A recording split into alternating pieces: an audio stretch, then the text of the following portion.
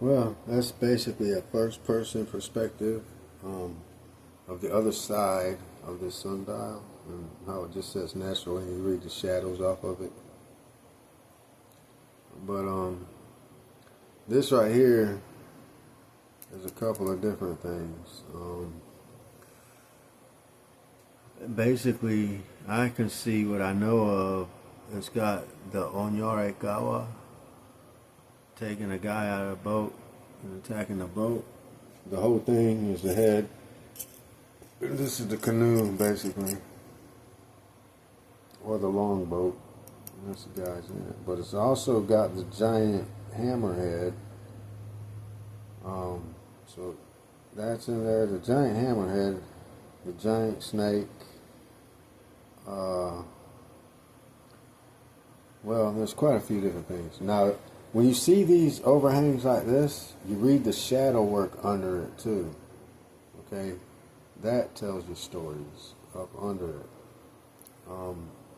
Even the smaller ones, when you hold them and they got all this kind of stuff going on with it, you hold it to where the shadow lines up, and the round ones like this, you spin slowly, where you follow the arrows and twist and turn. Like for the big first-person version, this big arrow right here is telling me I gotta turn it up. And you can see the eye right here. You can see the mouth opening, and this will let you know it's a snake too for that part. But again, there's different versions. Here's a longboat and a canoe. Let's let you know that's what this is on here. And there's something else right here I can't quite figure it out yet. Okay, and then I see a pyramid right here on the river. Or even on land, I don't know, I'd have to read it. But usually it's right here on the edge on the river. Just like right here. The shadow would be, and then a small one behind it. And then the port would be right here.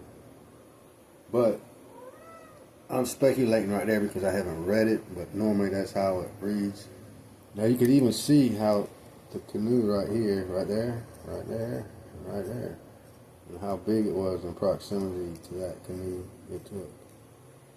Oral tradition talks about it in the Great Lakes.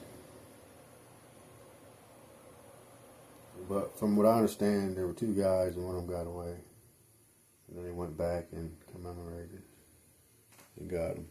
But anyway, this is the other side of that. And then, of course, throughout the day, you would have different things on it. And then when I turn it this way, okay, that looks like a turtle. Or then, too, with the shadow, if I tilt it towards me a little bit, the shadow or away will fall on that and make it the snake again. Or no, I'm just looking at that behind it. No, it's still a snake. I got confused with that. I thought it was part. Okay. I've already made an example of this in real time during the day, out in the sunlight with this one. But I didn't explain it quite like this. Now check that out. That could be the title, the Rogue Wave. Because I'm kind of seeing the barge down here and the wave coming, and it hit from starboard and from the stern or bow, and it flipped it over and twisted it upside down and landed on the bottom somewhere. But that's what that right there looks like. That might be the story of. It was massive, man. It was crazy. Alright, so now when I turn it upside down, it's going to be something else entirely.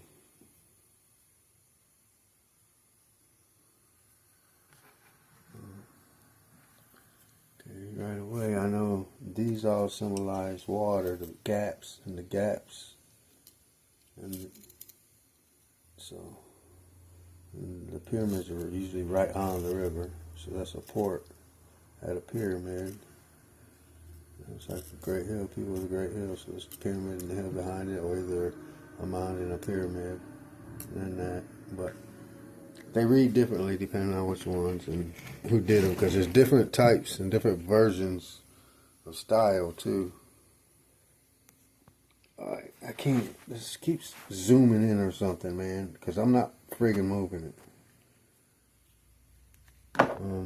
Trying to just explain some of this. This is a 5-minute version, but I'm just see all that is pertinent to ports, where they're at. See, there's the pyramid, there's the river on the port. I was just explaining that, and apparently it's on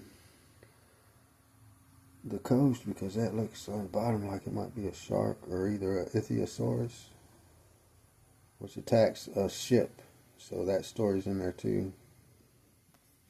There's a Mesozoic giant creature, the largest one ever in the water. That's it right there, basically. And that's the wave cresting over the ship that's getting ready to take. Alright, and we'll go back to the front. Anyway, there's another quick